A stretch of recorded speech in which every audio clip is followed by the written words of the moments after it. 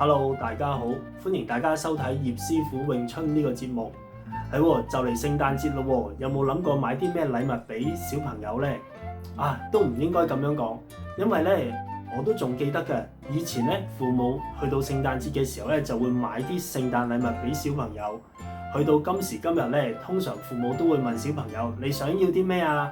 咁媽咪會買俾你嘅喎，屋企人會買俾你。大家係咪都係一樣呢？會問小朋友想要啲乜？當然啦，小朋友一定會話俾你聽佢想要啲乜嘢嘢。與此同時，你又有冇問下佢點解你想要呢一樣嘢？點解會想要呢個玩具？或者點解想要呢個遊戲機？又或者想要各項嘢呢？咁我相信小朋友唔會同你講佢想要補充練習嘅，或者想要多3個補習嘅課堂，應該唔會嘅。但係咧，你都可以問下佢點解你會想要呢一份禮物嘅？佢能夠帶到俾你嘅係一啲乜嘢嘢呢？你要慢慢去引導佢，誘導佢去講出嚟，令到你自己同佢嘅親子時間會多咗，佢會講嘅嘢會講多咗俾你聽。當然啦，你問完小朋友想要啲乜嘢嘅時候，你又有冇同翻講？其實咧，媽咪都想要乜嘢嘢㗎，你都可以同佢講㗎喎。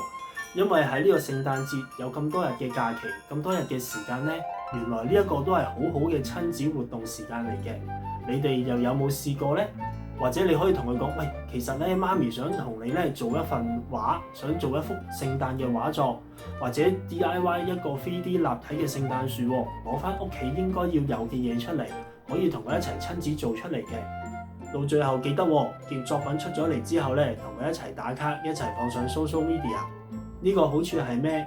其一，可以同家長唔同嘅朋友分享，唔同嘅屋企人分享之餘，小朋友嘅成功感大咗，佢下一次同你親子嘅活動，佢就會再積極好多，創意都會發揮得多好多㗎啦。今年咧，大家都可以試下啦。多謝各位。